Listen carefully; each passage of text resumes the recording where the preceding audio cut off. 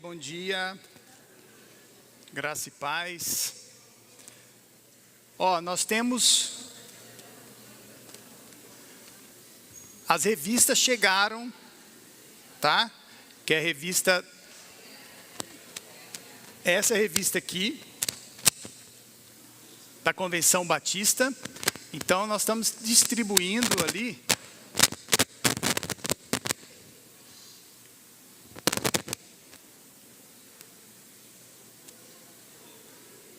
E aí, vamos ver. Nós estamos distribuindo, quem quiser pegar, vai ser uma por família. Então tem aqui na frente. Nós estamos distribuindo, quem quiser vir pegar aqui, está aqui na frente a revista, tá?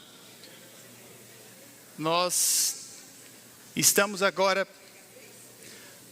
começando o terceiro capítulo. Na verdade, foi o primeiro capítulo que o pastor Josimar falou de introdução. Nós temos, depois foi o Mateus Colina, o pastor Walter, e eu vou falar então sobre Romanos 3 nessa manhã. E o título é Livres em Cristo, tá? Romanos 3. Então vamos lá, pode passar para mim, Natália? Então esse é o livro que é Transformai-vos, a carta aos Romanos. Nós vamos falar um pouquinho sobre, então, essa carta do apóstolo Paulo, que é uma carta muito teológica, em que ele vai falar toda a doutrina cristã. Próximo. Então, qual que é o contexto? Eu vou voltar um pouquinho. O pastor Josimar já falou brilhantemente, mas eu vou voltar um pouquinho para a gente se situar nessa situação da carta aos Romanos. Então, ela foi escrita pelo apóstolo Paulo, e é uma das cartas em que ninguém acaba negando isso, ninguém critica isso, todo mundo confirma que foi o apóstolo Paulo que escreveu, tá? Foi escrito por volta de 57 depois de Cristo, geralmente na primavera ali de 57, e o apóstolo Paulo ele estava na sua terceira viagem missionária, provavelmente ali na cidade de Corinto ou em Cencreia. E Paulo, na sua terceira viagem, ele já tinha plantado a igreja em toda ali na bacia do Mediterrâneo. Então, todo ali começo da Ásia, Mediterrâneo, ele já tinha plantado a igreja e ele olhou e falou assim, o que eu vou fazer? E ele falou assim, eu queria ir para o norte da Espanha para pregar o evangelho. Só que ele precisava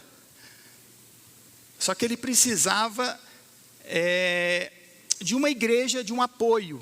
E a igreja de Roma, ela se encontrava no meio do caminho, para o norte da Espanha. Então Roma ficava ali, a igreja de Roma. Só que Paulo não tinha fundado a igreja de Roma. A igreja de Roma, ela acabou surgindo por vários motivos, né? O evangelho foi progredindo, foi expandindo.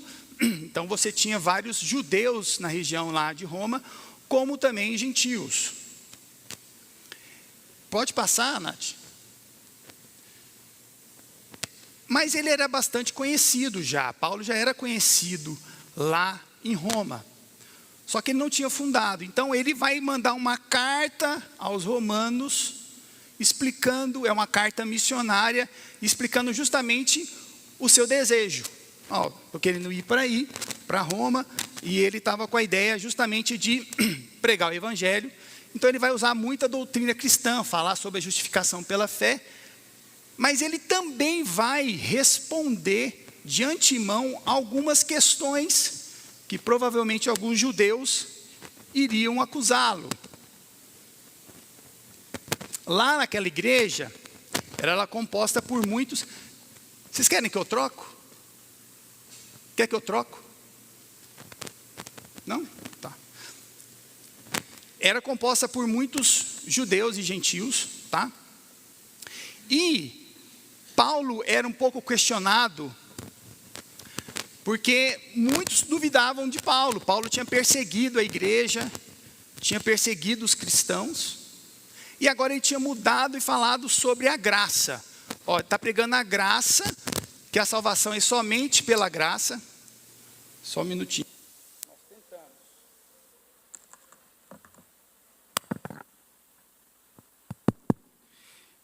Então, Paulo estava falando justamente, ele estava respondendo as perguntas porque ele não era muito bem visto em Roma. Primeiro porque os judeus e os cristãos olhavam para ele como, ele foi perseguidor da igreja, e em segundo lugar, ele estava pregando sobre a graça, que era somente pela graça, nada pela lei. E aí o judeu ficava pensando, então ele está falando contra a circuncisão, contra os costumes, contra a tradição. Então Paulo vai nessa carta justamente discutir isso. Tá?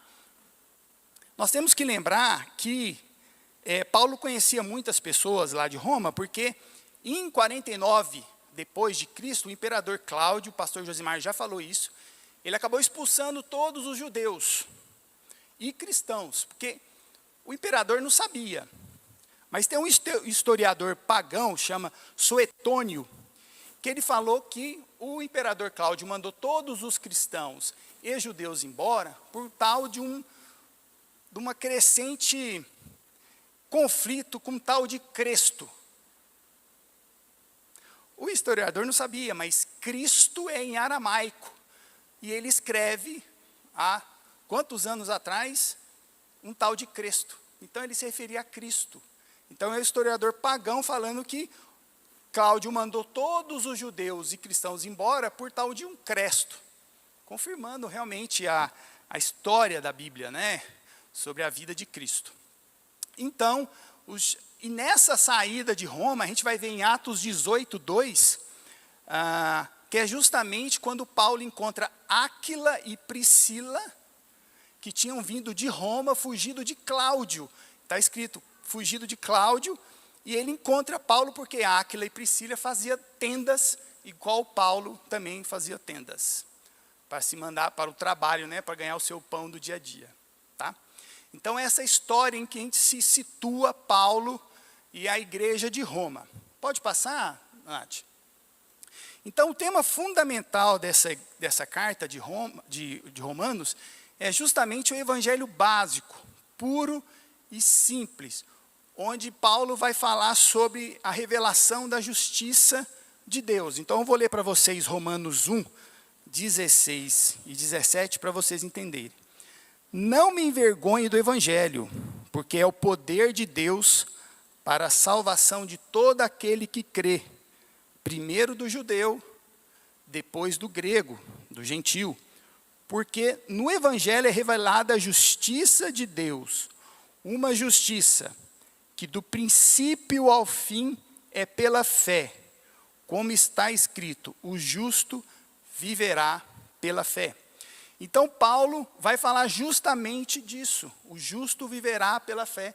Então, ele vai dividir a carta justamente nisso, do pecado do gentio, o pecado do judeu, a justificação pela fé, como viver em santificação. Então, toda a carta é baseada na doutrina cristã, o pecado, a salvação, a graça, a fé, retidão, justificação, santificação, morte e ressurreição. É, na verdade, o plano de Deus para a salvação e justificação de toda a humanidade. Pode passar. Então, nós vamos começar. Passa mais uma vez, Nath. Nós vamos, então, todo mundo, por favor, vamos abrir em Romanos 3, de 1 a 8. Hoje eu vou dividir o texto para ficar um pouco mais didático em 3 partes. De 1 a 8, de 9 a 20 e de 21 a 31. Tá? Para não ficar tão pesado. É um texto bem tenso hoje de manhã. Então, vamos lá. Que vantagem há, então, em ser judeu? Ou que utilidade há na circuncisão? Muita, em todos os sentidos. Principalmente porque aos judeus foram confiadas as palavras de Deus. Que importa se alguns deles foram infiéis? A sua infidelidade anulará a fidelidade de Deus? De maneira nenhuma, seja Deus verdadeiro e todo homem mentiroso, como está escrito, para que sejas justificado nas tuas palavras e prevaleças. Mas se a nossa injustiça ressalta de maneira ainda mais clara a justiça de Deus, que diremos? que Deus é injusto por aplicar a sua ira? Estou usando um argumento humano. Claro que não. Se fosse assim, como Deus iria julgar o mundo? Alguém pode alegar ainda, se a minha mentira ressalta a veracidade de Deus, aumentando assim a sua glória, por que eu sou condenado como pecador? Por que não dizer como alguns caluniosamente afirmam que dizemos, façamos o mal para que nos venha o bem? A condenação dos tais é merecida. Pode passar? Vamos lá, primeira vez que eu li, puxa vida, eu li umas 5 vezes assim, para ver se eu entendi alguma coisa. E engraçado que John Piper, ele escreve que é um dos trechos da Bíblia mais difíceis para compreender. Tanto que quando o John Piper ele prega sobre Romanos 3, eu vi o Augustus falando que ele depois vai pregar por que Deus inspirou textos tão difíceis na Bíblia, né? Então ele prega por que Deus escreve tão difícil na Bíblia algumas vezes. E eu perguntei para Deus por que Romanos 3 caiu para mim, né? Podia ser para o Mateus Colina lá, para o Tatu, pastor Walter. Mas brincadeira. John Piper cita que a importância disso é justamente porque Deus quer muitas vezes que nós possamos sentar na Bíblia, estudar, ler, aprender. E se a gente for ver, foi justamente isso que a Reforma Protestante fez. Ela fez com que tivesse uma tradução da Bíblia para que as pessoas pudessem ler e estudar. Na época da Reforma Protestante, 90% da população europeia era analfabeta. Então a Reforma Protestante, ela foi um estopim, ela foi o começo das escolas públicas na Europa. Tanto que a primeira escola pública na Europa foi em Genebra, na Suíça, fundada por João Calvino. Então, a Reforma Protestante, ela está ligada justamente ao conhecimento, à sabedoria do povo. E aqui está um dos motivos, né? O John Piper fala muito bem isso na sua pregação. Mas se a gente for continuar, eu vou começar por trecho, versículo por versículo, para a gente poder entender um pouquinho isso aqui. Quando ele fala, que vantagem há então? Pois então, que vantagem há? Ele volta, Paulo está voltando para responder o que ele falou nos versículos 28 e 29 de Romanos 2. Eu vou ler. Não é judeu, logo atrás aí, ó.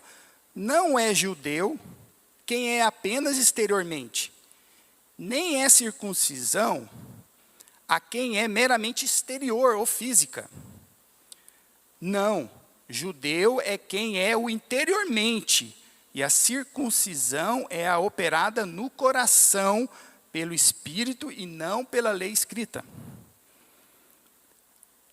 Aí Paulo vai debater como se tivesse um judeu lá, um judeu bem chato questionando ele. Então, Paulo, que vantagem tem de ser judeu? Ele vai começar a trabalhar isso, esse é o jogo de Romanos 3. Ele coloca como se estivesse respondendo algumas indagações que ele ia receber quando ele chegasse na igreja em Roma. Então ele vai falar, no capítulo 1, no versículo 1, que vantagem há então de ser judeu? E Paulo fala, muitas. Muitas. Porque aos judeus foram confiadas a palavra de Deus. A palavra de Deus. Paulo só fala isso, mas ele monta a lista em Romanos 9, de 1 a 5. Hoje nós vamos ler, hein? Vamos pular um pouquinho, Romanos 9, de 1 a 5? Vamos lá. Romanos 9, de 1 a 5. O texto é muito rico, então nós vamos aproveitar essa manhã toda. Digo a verdade em Cristo, não minto. Minha consciência o confirma no Espírito Santo. Tenho grande tristeza e constante angústia em meu coração, pois eu até desejaria ser amaldiçoado e separado de Cristo por amor de meus irmãos, os de minha raça, o povo de Israel. Deles, Paulo escreve a lista, Qual é a vantagem de ser judeu? Deles é a adoção de filhos. Deus adotou Israel como o seu povo escolhido, como os filhos de Deus, filhos da promessa. Então, ele começa, adoção de filhos, deles é a glória divina, as alianças, a concessão da lei, a adoração no templo e as promessas. Deles são os patriarcas, e a partir deles se traça a linhagem humana de Cristo, que é Deus acima de todos, bendito para sempre. Amém. Então ele lista justamente aqui, em Romanos 9, a vantagem de ser judeu. E aí ele fala, o judeu vira para o Paulo e fala assim, beleza, então há muita vantagem, mas não adiantou isso, não adiantou, porque a maioria, muitos judeus, não acreditaram na vinda do Messias. Os judeus foram infiéis. E aí Paulo vai colocar aqui, que importa se alguns foram infiéis? A sua infidelidade anulará a fidelidade de Deus? De maneira nenhuma. De maneira nenhuma. Então ele vai falar isso. Tá? Ele justamente vai conversar contra o judeu, porque o judeu fala assim, eu sou nacionalista, eu sou o povo escolhido, mas ele vai falar, você tem vantagem em relação aos pagãos, em relação ao conhecimento. Porque se a gente entender, Deus se revelou, se manifestou de 3 formas. A consciência, em Eclesiastes 3:11, Deus coloca nos nossos corações o anseio pela eternidade. Salomão escreve isso. Então Deus coloca no coração de cada pessoa o anseio pela eternidade. Deus se manifesta como? Através da sua criação. A glória divina está na sua criação. Paulo escreve em Romanos 1:20. Está na Bíblia aí. E Deus se revela através da Escritura, a palavra de Deus. Mesmo assim, o judeu não acreditou. Ele não acreditou. Apesar de ter essa vantagem, ele foi infiel. Então Deus foi infiel também, porque ele não foi fiel a nós. Ele não adiantou nada isso da revelação escrita. E aí Paulo vai responder. Pode passar, Nath? Paulo vai responder de novo em Romanos 9, 6-8. Vamos lá. Hoje nós vamos andar. Então Paulo responde em Romanos 9, de 6-8. Não pensemos que a palavra de Deus falhou, pois nem todos os descendentes de Israel são Israel. Nem por serem descendentes de Abraão, passaram todos a ser filhos de Abraão. Ao contrário, por meio de Isaque, a sua descendência será considerada. Em outras palavras, não são os filhos naturais, que são os filhos de Deus, mas os filhos da promessa é que são considerados descendentes de Abraão. Então, Paulo vai falar, não. Deus é fiel, fiel com aqueles que foram eleitos para ser os filhos da promessa. Então, quando o judeu brinca, qual que é a vantagem? Paulo fala, tem muita vantagem, vocês receberam 3 revelações, a consciência, a glória na criação e a palavra. Mas nós não acreditamos nisso. Calma, não são todos que são os filhos de Deus. Isso prova o quê?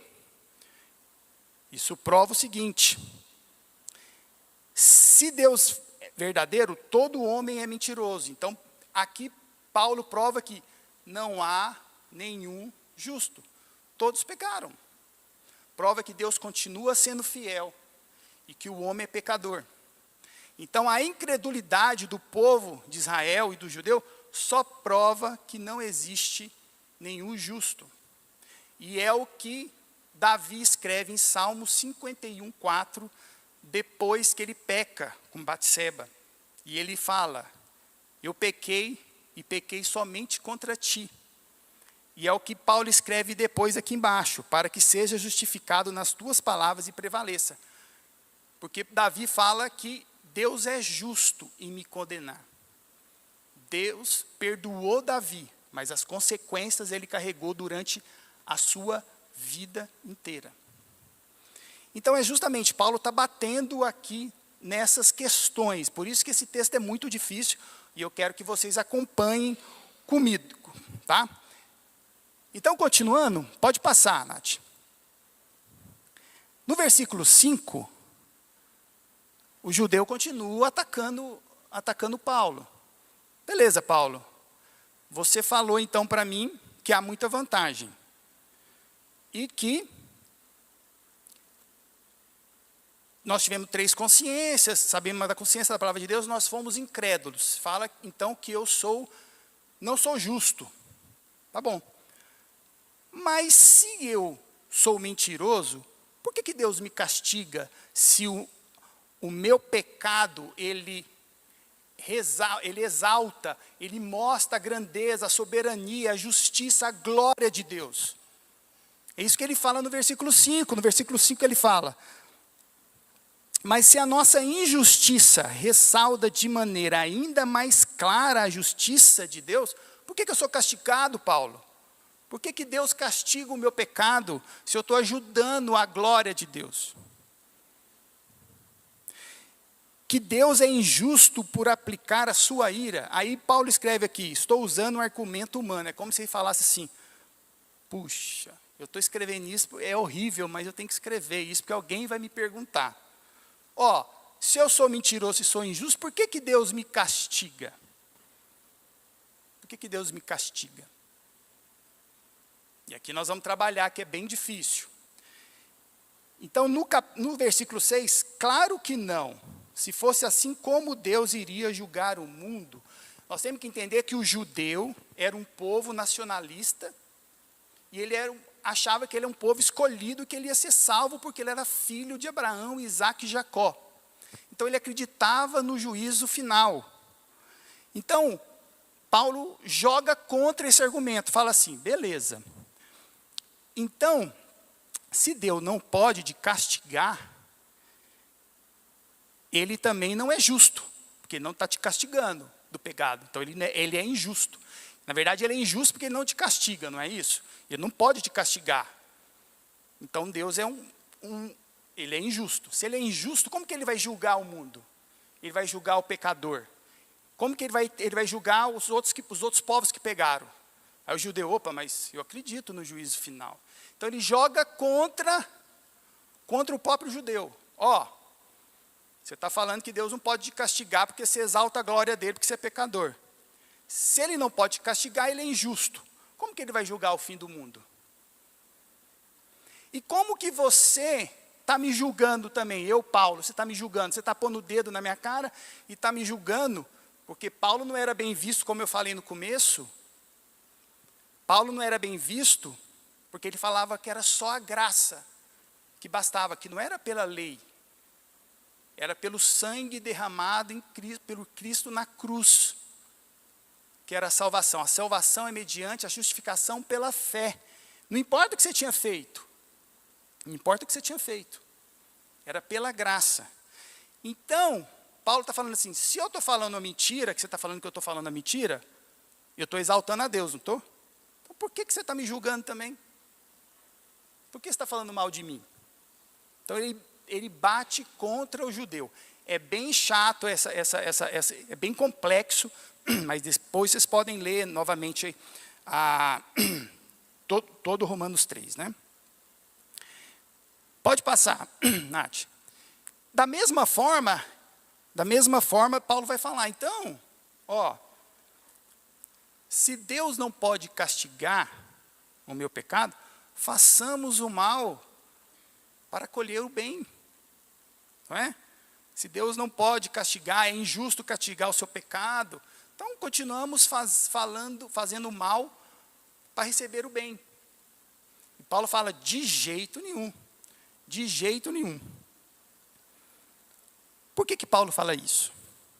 Porque o povo achava que o Paulo pregava uma heresia, que é a graça, somente pela graça. Só para vocês terem uma ideia, na Reforma Protestante, o que Martinho Lutero foi justamente entender Romanos. Martinho Lutero falou assim, gente, é somente pela fé, pela Escritura e pela graça. Não é por meio das obras. Qual foi a reação da Igreja Católica contra a Reforma? Isso que Martinho Lutero está falando é uma heresia. Paulo, é uma heresia. Como assim? É somente pela graça. Não importa a lei, então você pode fazer qualquer coisa. Pode pecar, pode ter imoralidade sexual, libertinagem. Porque isso aí é uma heresia, porque isso liberta o povo a pecar. Porque Paulo falava o quê? Paulo pregava aqui. Onde abunda o pecado, superabunda a graça. Então, o povo batia em Paulo. O povo batia em Paulo. E foi isso que no Concílio de Trento a Igreja Católica falou contra Lutero. Como assim somente pela graça? E a lei? E os mandamentos? Aí nós vamos falar isso para a gente poder fechar isso bonitinho. Então, quando façamos o mal para que nos venha o bem, Paulo até cansa aqui e fala, a condenação dos tais é merecida, é justa.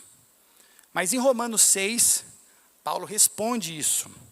Quem quiser acompanhar, vamos lá. Romanos 6. Que diremos então?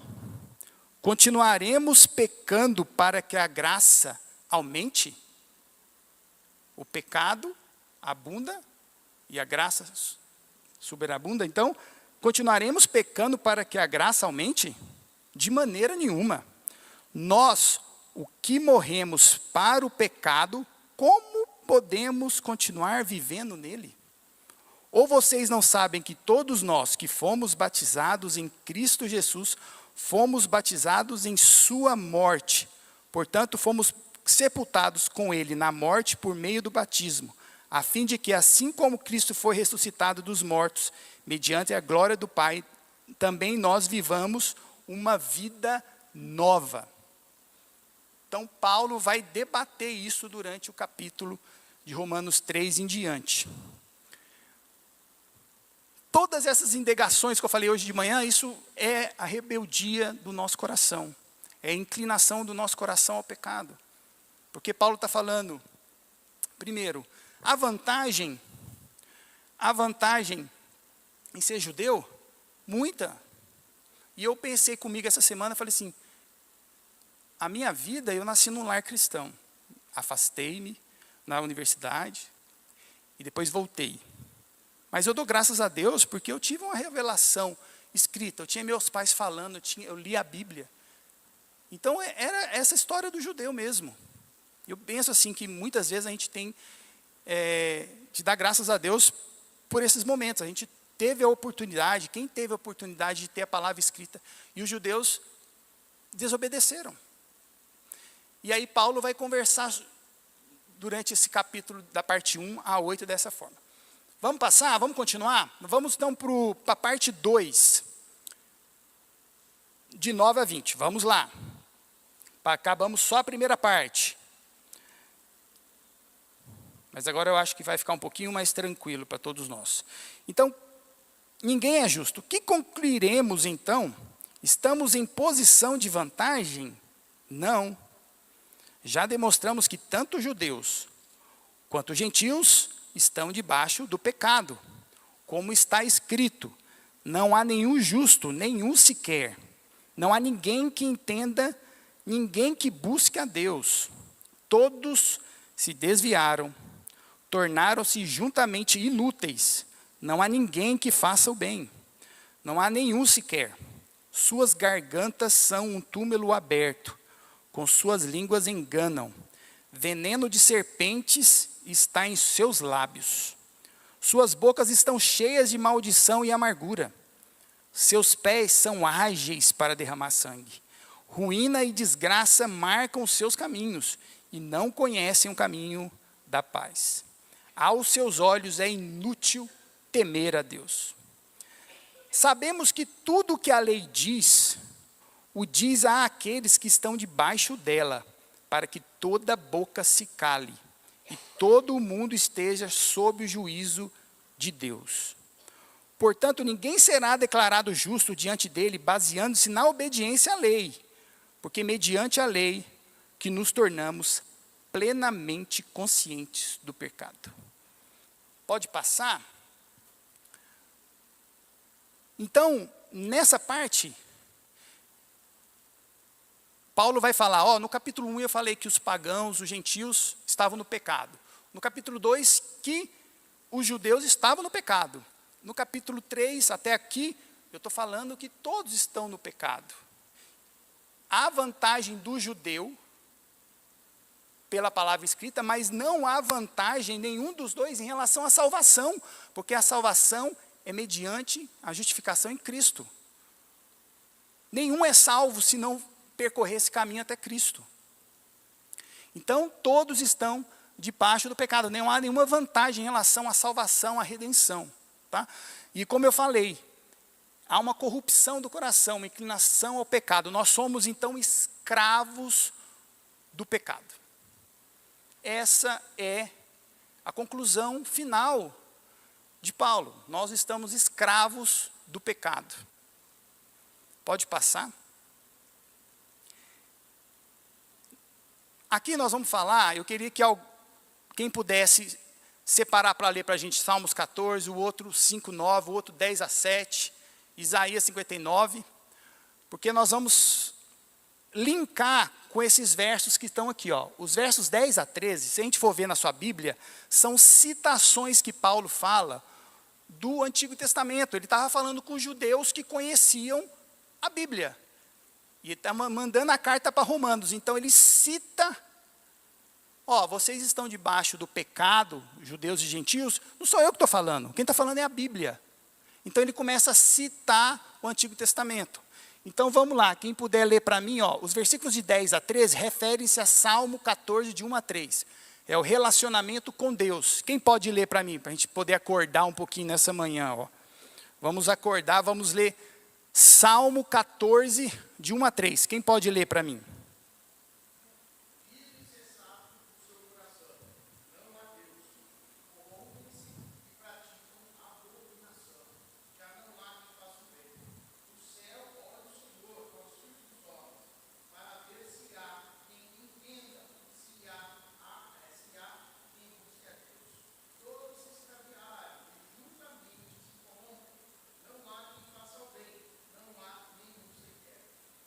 Isso, em Salmos, então, Paulo cita Salmos para falar que não há nenhum justo, tá?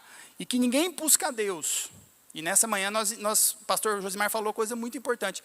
Nós não buscamos a Deus pelo que Ele é, mas o que Ele pode nos dar. E é justamente isso aqui que Paulo vem falando nos Salmos. Vamos lá. No versículo 13 a 14, Paulo vai falar sobre o relacionamento com o próximo. Então, quem puder ler Salmos 5:9 para mim.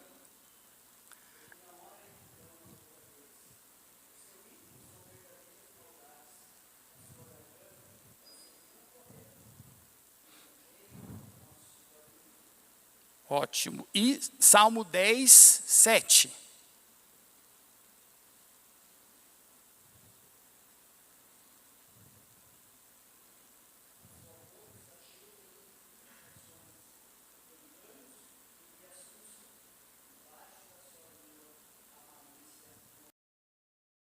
Que nós somos rápidos em falar mal, que a nossa língua, ela fere muitas as pessoas, tudo. E agora nós vamos falar sobre as nossas próprias ações. Vamos lá ler em Isaías 59, de 7 a 8, que fala sobre os versículos 15 a 17 aqui. Isaías 59, 7 a 8. Quem pode ler para mim?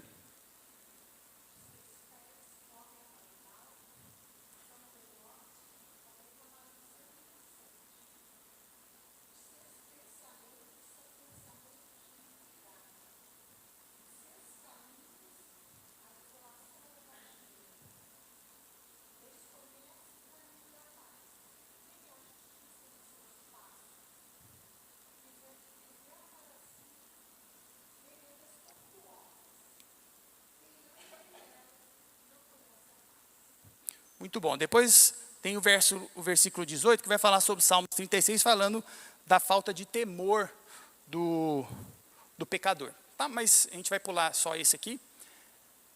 Aí o judeu chato vira para Paulo e fala o seguinte: beleza, Paulo, tá bom, você ganhou batatas fritas, né? Tá bom, você ganhou, não tem nenhum justo, está na Bíblia, não tem nenhum, todo mundo é pecador, tá, eu entendi, nós temos vantagem, mas não temos em relação à salvação, tá, eu não posso pecar, porque isso não vai aumentar a grandeza de Deus, na verdade, tá, e eu sei que nós somos pecadores, tá, mas para que da lei? Por que a lei? Pode passar, Nath, uma. Por quê? Se somos todos pecadores, por que Deus deu a lei? Não é pela graça, Paulo? Para que a lei? Para que a lei? Eu já sei, para que a lei? A lei ela foi dada por 3 situações. Paulo escreve, a lei foi dada para que toda boca se cale. A lei é como se fosse o espelho. Nós somos assim, ó. Ademar, você é um cara bom? Eu sou um cara bom. Eu venho na igreja todo domingo. Eu dou meu dízimo. Eu estou aqui falando. Eu sou um cara bom. Sou um cara bom. Ah, mas meu vizinho... Mas meu vizinho, você tem que ver como que ele fala com a esposa. Nossa, você tem que ver a brigaiada lá. Então Deus deu a lei para você olhar para o espelho e falar assim, você é tão bonzinho assim? Você não só nega imposto não, né? Você não fala o nome de Deus em vão? Você fura o sinal, Ademar, do trânsito? Você corre muito? Hein? Você é tão bonzinho assim? Então a lei foi dada para que você olhe para o espelho e fica quieto, porque não tem diferença entre você e o vizinho. Nós todos somos pecadores. E o veredito da lei é o seguinte: você é culpado. Diante de Deus, na justiça de Deus, Deus que é santo, santo, santo, você é culpado. Ponto, esse é o veredito de Deus. E a questão maior é que você olha para a lei e você começa a ter consciência do pecado. Realmente eu sou pecador. Porque quando você não tem a lei, o pecado, ele trata de te cegar, anestesiar. Porque você vai pecando, vai pecando, vai pecando. Né? Aquela mentira falada várias vezes vira uma verdade, não é assim? E aí você começa a achar que, não, eu não sou assim, pecador, eu sou um cara bom, eu dou o dízimo, eu vou no domingo na igreja. O pecado é assim, ele vai te cegando. E você não vê o seu pecado. Então a lei, ela vem aqui, ó, pá, para você olhar na sua cara e falar assim, Ademar, você é culpado. Você é culpado, o veredito seu é culpado, e você está condenado. E você tem isso de erro.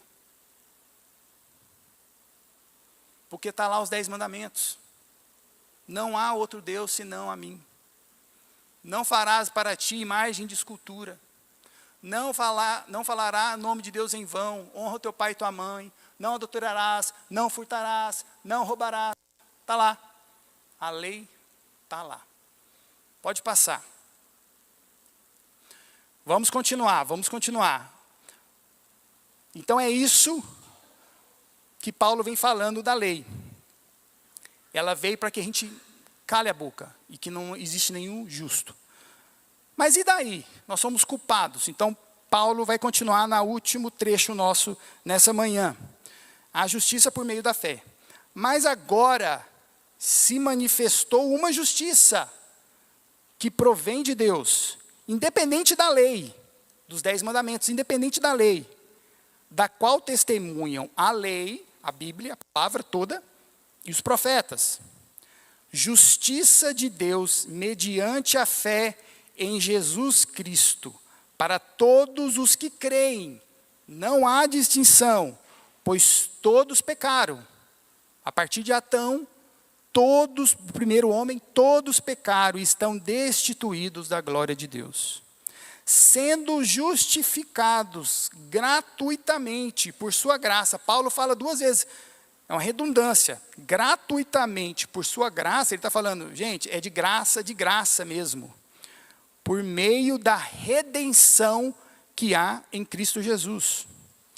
Deus o ofereceu como sacrifício para propiciação, mediante a fé pelo seu sangue, demonstrando a sua justiça. Em sua tolerância havia deixado impunes os pecados anteriormente cometidos. Mas no presente, demonstrou a sua justiça, a fim de ser justo e justificador daquele que tem fé em Jesus. Onde está então o motivo de vanglória? É excluído. Baseado em que princípio? No da obediência à lei? Não, mas no princípio da fé. Pois sustentamos que o homem é justificado pela fé, independente da obediência à lei. É a graça, independente da lei. Deus é Deus apenas dos judeus? Ele não é também o Deus dos gentios? Sim, dos gentios também, visto que existe um só Deus. Para o judeu existia um só Deus, então existe um só Deus, que pela fé justificará os circuncisos e os incircuncisos. Anulamos então a lei pela fé? De maneira nenhuma, ao contrário, confirmamos a lei. Pode passar, Nath. Então aqui o judeu vai falar para Paulo, mas de que maneira então Deus justifica os nossos pecados? Justifica os pecadores? Então nós sabemos que a justificação é mediante a fé em Cristo Jesus. É justamente isso. Nós não temos a nossa justiça própria, nós não somos capazes de cumprir a lei. O único que é capaz de cumprir é Jesus Cristo. Então Jesus Cristo imputa a sua justiça para aplacar a ira de Deus. O que a gente não entende, e que o cristianismo é considerado para loucos, é que o povo não entende o poder da cruz. Por quê? Porque todas as religiões trabalham na meritocracia. Já viu quando alguém faz uma coisa muito importante para você de graça? O cara foi na sua casa, arrumou lá, estava pegando fogo lá, um curto-circuito, o cara arruma tudo, passa o dia inteiro e fala assim, não, é de graça. Você fica meio incomodado, como assim de graça? Né? Aí você quer dar um presente para a pessoa, meio para ficar assim, ó, nós somos kits. Né? É por isso que incomoda tanto. Por isso que o amor de Deus constrange a gente. Porque não é meritocracia. O homem, ele quer ser, eu fiz isso, eu consegui isso, foi através do meu mérito, o legalismo, eu consegui. Por isso que o judeu desobedeceu, não reconheceu o Messias, porque ele apoiava a sua vida na lei. Ele apoiava a sua vida na lei, criava um monte de lei para ele seguir, que era impossível. E nós somos iguaizinhos, a gente quer, eu consigo, é do meu jeito. Quando aparece uma dificuldade na nossa vida, a gente vai querer fazer do nosso jeito. Depois, quando dá errado, deixa eu orar um pouquinho, né? Vamos orar um pouco, vamos ler a Bíblia, não é?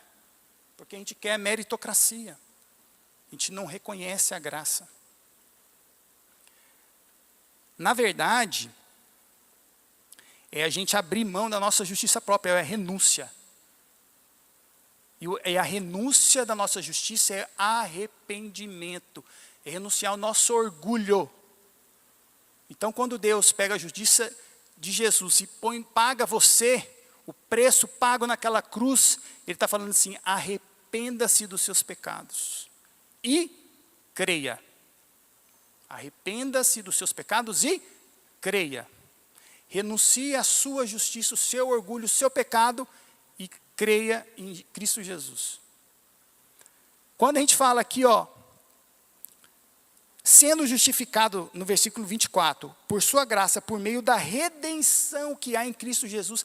A palavra redenção quer dizer resgate. Deus te resgatou. Isso era muito comum no Antigo Testamento, quando cara pagava um prisioneiro de guerra, ou um escravo, pagava o preço para te libertar. E é isso, nós somos escravos do pecado. Deus veio para te resgatar, pagar um preço naquela cruz por você. É isso, é a maneira de justificar. Pode passar. Então Deus colocou o seu Filho, Ele deu o seu Filho para propiciação. O que é isso? Propiciação veio do grego ilasmo, vem do ato de aplacar a ira. Se a gente entender, lá no Antigo Testamento, o sacerdote tinha que entrar no Santo dos Santos, uma vez por ano, para pagar o pecado do povo, certo? Ele derramava o sangue de um novilho em cima do propiciatório. O propiciatório era a tampa da arca da aliança. Ele primeiro colocava o sangue de um novilho em prol dos pecados dele, e depois o sangue do carneiro em cima para pagar o pecado do povo. É o dia do Yom Kippur, para o judeu. O que estava dentro daquela arca da aliança? A arca da aliança de Deus. A lei. Os 10 mandamentos. A lei lá dentro, com o sangue em cima, pagava o pecado. Então, entre o povo e a lei, estava o sangue do propiciatório. Com a vinda de Cristo, Ele rasgou o véu, Deus propôs publicamente o seu Filho como sangue para propiciação, como sangue do Cordeiro para acabar em cima da lei, para aplacar a justiça. É o sangue de Cristo em cima da lei dos 10 mandamentos para te salvar. Ele rasgou o véu, propôs o seu Filho para substituir você e eu, o seu sangue, naquela tampa, naquela aliança, diante da lei, para aplacar a ira de Deus diante do seu pecado. E aí você me fala, o Antigo Testamento e o Novo Testamento é a mesma coisa. Como que o povo no Antigo Testamento era salvo? Igual hoje. Existe apenas um único caminho, que é Jesus Cristo. O único caminho. Hoje nós olhamos para trás e somos justificados na fé do que Cristo fez naquela cruz. E quem morava no Antigo Testamento lá atrás, ele olhava para frente, na fé, que viria um Messias para pagar o pecado dele numa cruz, como está em Isaías 53. Foi um servo sofredor que foi esmagado pelo meu pecado. Então, a fé foi acreditada também no Antigo Testamento.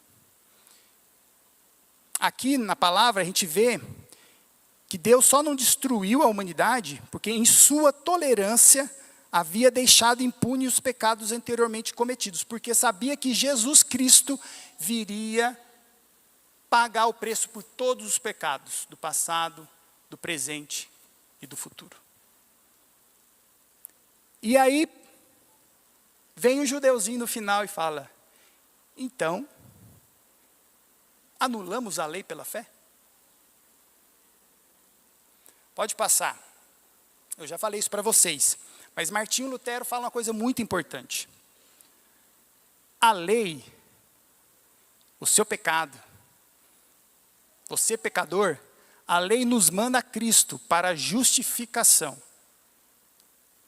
E Cristo nos manda a lei para a santificação.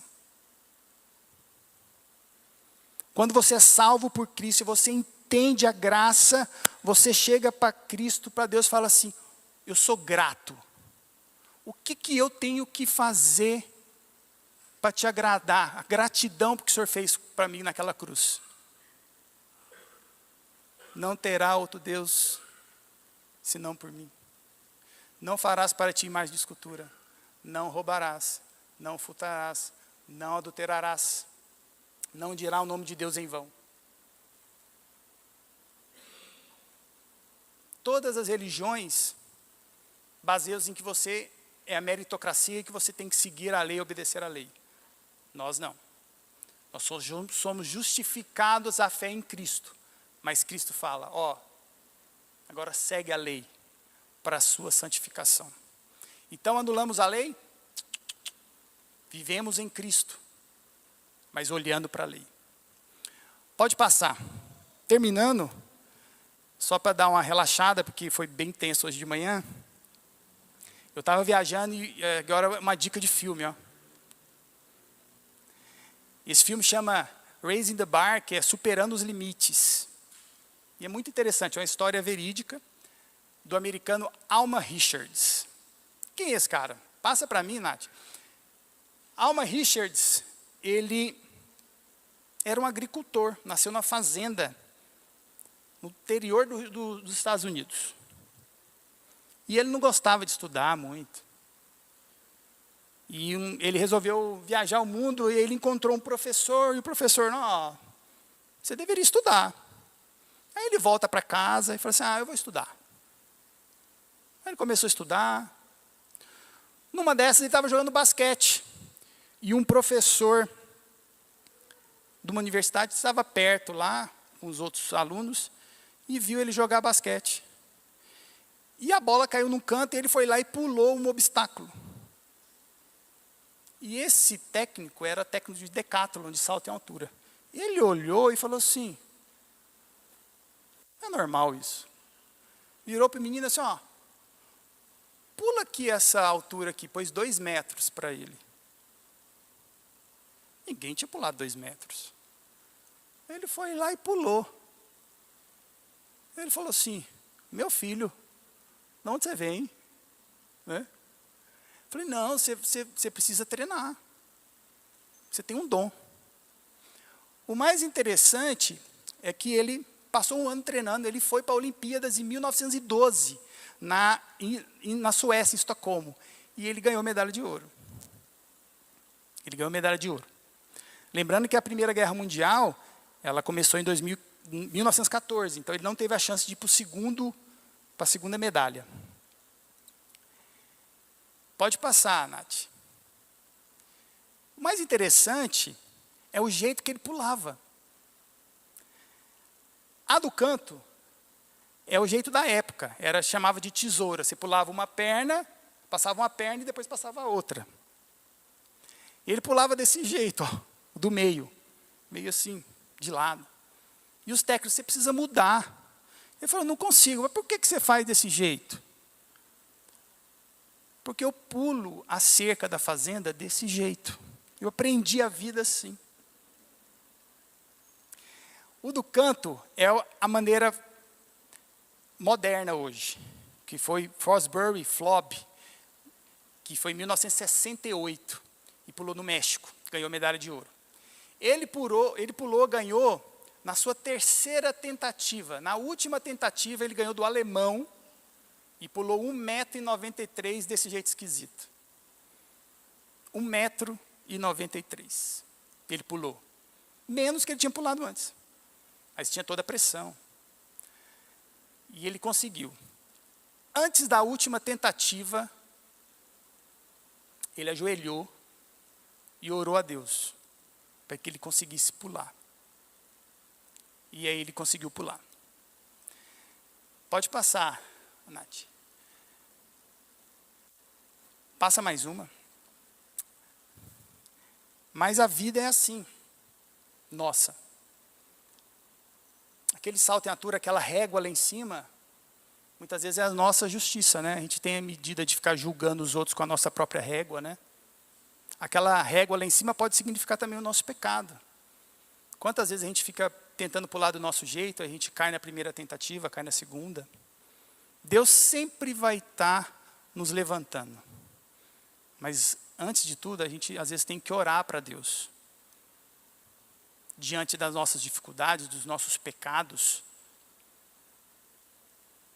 Renunciar ao nosso orgulho. Perceber que nós não merecemos nada. Que é tudo por dele. Então, somente pela fé em Cristo Jesus. Então, quando você tiver a sua primeira dificuldade, ou o pecado que você está enfrentando, ore a Deus antes. Porque para Ele, tudo é possível. Você tem que tirar o seu orgulho, as coisas ruins que você está fazendo e voltar para a cruz. Pode passar, Nath. Terminando. Semana passada eu estava em Washington, estava no congresso, e aí eu vi essa frase num tributo aos heróis de guerra, e eu tirei a foto porque eu achei fantástico, porque não tem autor, mas freedom is not free. A liberdade não é de graça. A salvação é de graça, mas ela não foi de graça para Jesus. Muitas vezes a gente não dá valor nisso, né? Ele sofreu naquela cruz, foi chicoteado, morreu, foi esmagado, pediu 3 vezes para Deus afastar o cálice dele, porque era terrível pagar naquela cruz pelo seu e pelo meu pecado, porque ele era justo. Então a liberdade, a gente tem que entender que a liberdade, a salvação é graça, graça de Deus. Mas ela não foi de graça para Jesus. A gente precisa ser grato. E grato é viver em santificação, em santidade. Porque a partir do momento que você é grato e que você entende que é escravo do pecado, é a única forma de você ir na cruz e ser livre em Cristo, que é a mensagem dessa manhã. Que nós possamos ser livres em Cristo e buscar sempre a santificação e ser gratos a Ele a cada dia das nossas vidas. Amém? Deus nos abençoe, um ótimo domingo e até às 6 horas. Lembrando que hoje tem culto de gratidão pelos 30 anos do pastor Clóvis no ministério. Abraço.